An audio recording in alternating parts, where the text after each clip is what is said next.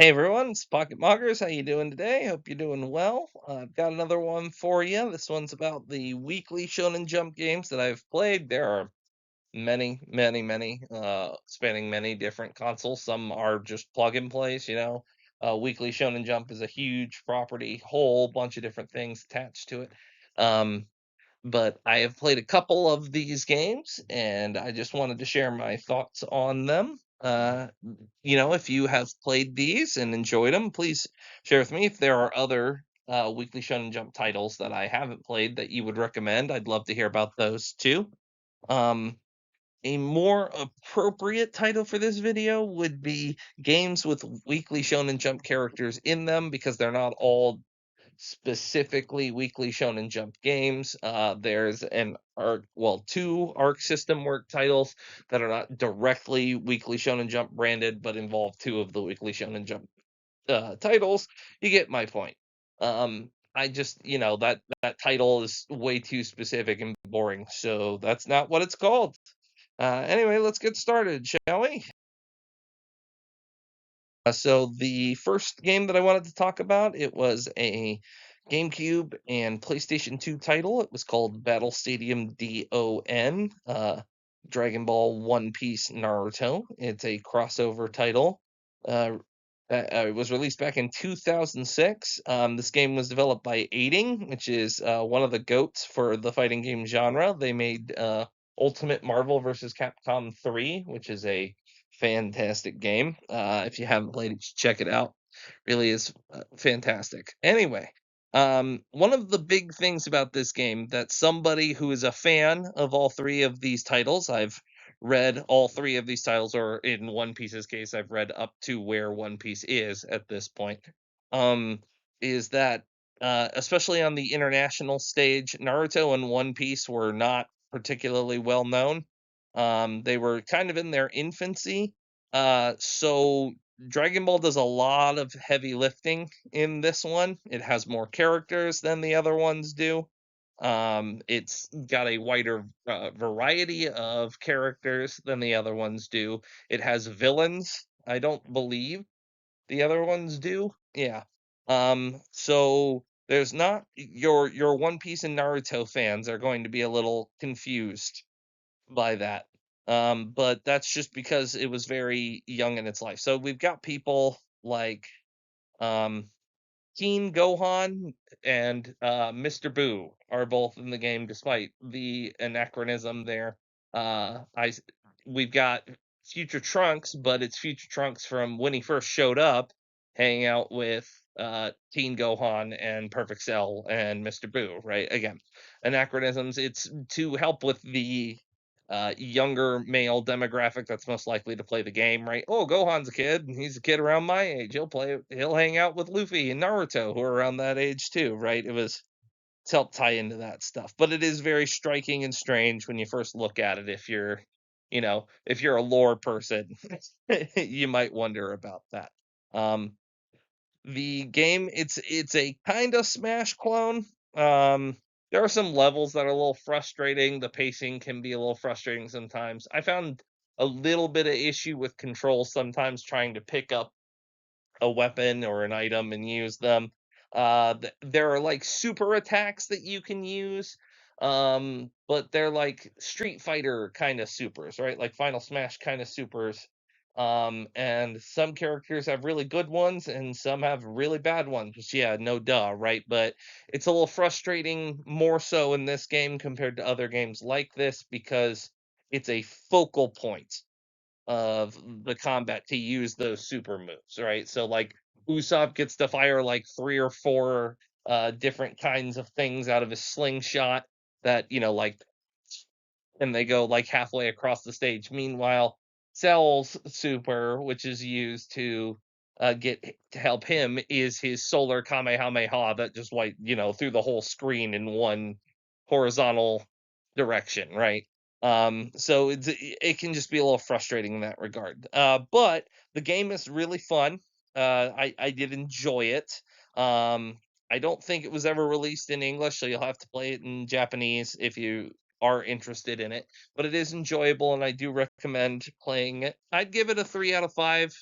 You're not gonna find anything transformative in here, and you're not even gonna find anything stellar in here, but you will find a good enough time if you're willing to put the time and effort into it, and especially if you enjoy any of these franchises.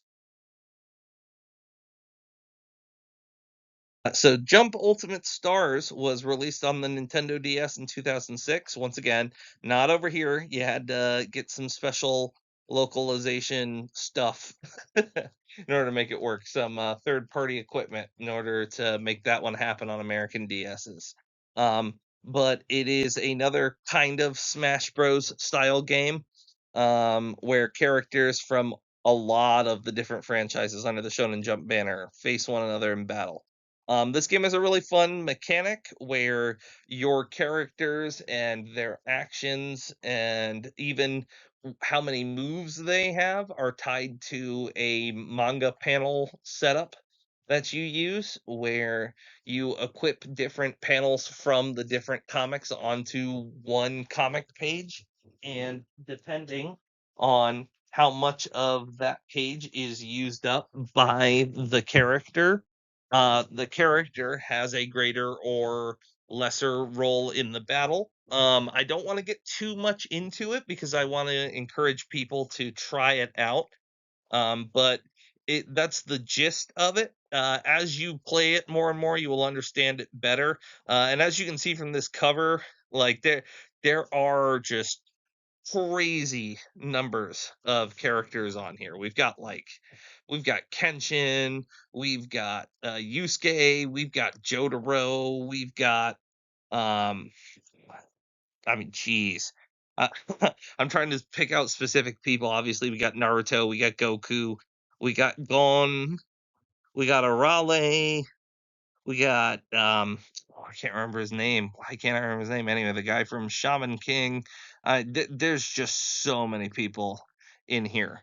And it really is just a really fun, everybody can play sort of game. Where if you're a fan of the comics and you've been reading them for a long time, you're gonna see picks that you would never think would even come into one of these games, let alone have the kind of role that they have. So it really is just a really fun experience. There's even some wacky just like game only stuff that happens in there too.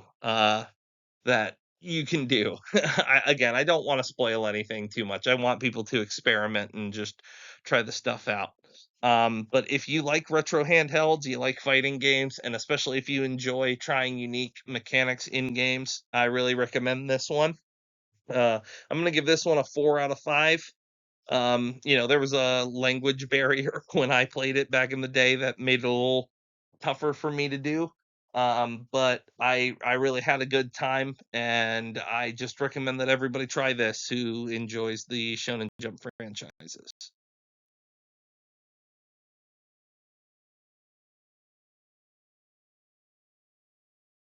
Here are the two that I wasn't that I had a hard time classifying in the first slide here. They are Dragon Ball Z Extreme Butoden and One Piece Great Pirate Coliseum. I had to slip up for a second here where I couldn't remember how many fighters you had for each round for this game, what fighter it was, and it is a 3v3. It's just that you have assists that can take up half a character slot and use a move instead of being fully playable characters. And so I was thinking back to these games and remembering where like slots where I had like four characters. And I was like, there's no way that doesn't make any sense. But yeah, it does because you can have six assists. Anyway, these games are really fun. Arc System Works developed them. Arc System Works is the king of fighting games for a reason. It's because they are just really good at what they do. They know how to use a console and its specs to the best of its abilities, and this is displayed with these two games. The One Piece game in particular, Great Pirate Coliseum, has an astonishing amount of assists. Characters. Extreme Butoden does too. Don't get me wrong, but I just kept finding stuff in Great Pirate Coliseum and going, "Oh my gosh!" Which given the length and depth of One Piece, that does make sense, right? But still, it was crazy. Uh, there's just so much stuff in both cases. There's references to stuff, extended universe stuff for both of them. You get some Dragon Ball Super and some Dragon Ball Heroes and some OG Dragon Ball stuff in Extreme Butoden. One Piece has, of course, your pre and post time skip characters. I think there were some movie characters in there too, if I recall correctly. Um, but yeah, I mean, Arc System Works really knocked it out of the park with this one again. The combat just feels very easy to understand. You get a great connection with how things work. The assists effects are fun and sometimes very unique. Sometimes they can be frustrating, both for the opponent and for you. But that in and of itself can be fun sometimes. I really enjoyed using Blackbeard in the One Piece Great Pirate Coliseum game. It was a lot of fun drawing people in with the dark fruit as it's called. But the best part about both of these games was that there was an update for the Japanese version of these two games where you could actually connect them together and you could fight against one another. You could do a One Piece versus Dragon Ball fighting thing. Even more, what was great was you could swap characters around and bring them over from one to the other, which is super fun in and of itself too, to be able to use Luffy in Extreme Butoden or have Vegeta over in Great Pirate Coliseum. It really was a fun idea. um, the only major gripe I have with these games is that directly playable characters, the rosters are kind of small, particularly in Extreme Butoden's case. I think they needed more people. And some of the choices were strange too. Like, we got Reddit and Nappa, um, and I mean, yeah, I know. Oh, well, duh, Raditz and Nappa are like early Z villains. They should be in the game, but uh go take a peek at the playable roster and justify Raditz and Nappa on there for me, please, because they simply don't deserve it over some of the missing choices, at least in my opinion. Anyway, definitely check these two out. You will enjoy them, especially if you are a Dragon Ball or a One Piece fan. But even if you aren't, simply if you're an Arc System Works person, I really recommend checking these two out. All right, and here we are with Jump Force. Um, this is the only game on this roster that I didn't finish. Um, but I did understand enough of it to be able to review it fairly. I sank a couple of hours into it. Um, and I gotta tell you, man, ugh, just yikes. The attempt to bring everybody together in a big grand fashion was fun, but way too beyond the scope of what this team could do. Um, there's just too little in terms of the game itself, and it's being sacrificed in service of this, like, let's make this Avengers story that nobody asked for and isn't needed, with its own unique villain. That part in and of itself is fun. I like that idea, but they went the wrong way with it. And spectacle was put ahead of fundamentals and engaging gameplay. Um, and it just, I don't know.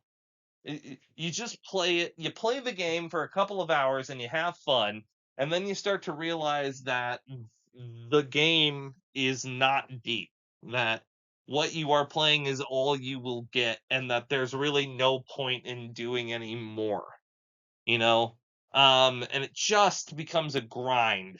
It's a slog. It even becomes a chore at some points when you have to do things. And that's a pity, because I really don't think this was I don't think this was laziness or contempt or anything like that at play here. I think this was just uh, a misguided attempt to really bring people in and show people why they love these franchises. There's stuff in here like Sanji being unable to hurt women, that show that the people in charge of the franchise, like the game, know the franchises and want the franchises to be good, but just they just don't have enough to make it happen. They're just not there yet. I don't know if it's the company getting, like being too ambitious, or if outside sources brought everybody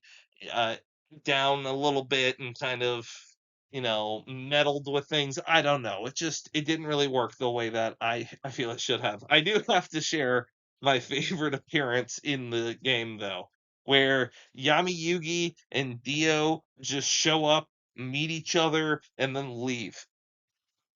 It's downright bizarre. I don't even remember it having anything to do with the plot, and it's possible that I don't even remember the event properly. But from what I remember, that's all either of them do in the or in the story. They meet each other. I'm a pharaoh. I'm a vampire. And they fight, and then they leave. It's it's so strange. But yeah, with everything said and done, I'm gonna give this one a 2.5 out of 5. Again, the heart is there, but everything about it, even the core gameplay, is just bad. Yeah, I don't even want to call it lackluster because, like I said, there's attention to detail there that shows that they care. It's just a misguided effort all around.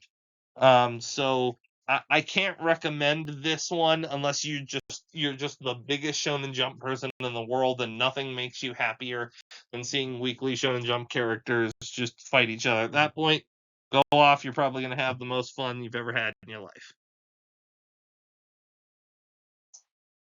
Very quickly, here are the places that I obtained these images from. Thank you very much. I don't want to do you dirty. I appreciate your contributions and the willingness to share this with the rest of the world. Thanks. Okay, and with that, that's the end of this video. There really, really wasn't much to say here. There was no connecting thread or any sort of event in particular that inspired this. I guess maybe Kenshiro being in Fatal Fury. Um, if you're unaware, he's being added to Fatal Fury, and Yujiro Hanma just got added to Tekken 8. He's not a Weekly Shonen Jump character, but he is a manga character, and maybe that's what got me into this whole thing. I don't know. Anyway, I just wanted to share my thoughts on those. If you like Weekly Shonen Jump and if you like those games, or as I mentioned earlier, if there's a Weekly Shonen Jump title that I missed that you feel I just simply must explore, please let me know down at the bottom. I'd love to hear from you. Very quickly before I go, I don't own Weekly Shonen Jump or any of the franchises featured within it or in this video. All rights to the respective owners. And with that being said, I'm gonna let y'all go. Thank you so much for your time. I hope you have a wonderful weekend. Let your family know you love them. Stay safe. See y'all in the next one.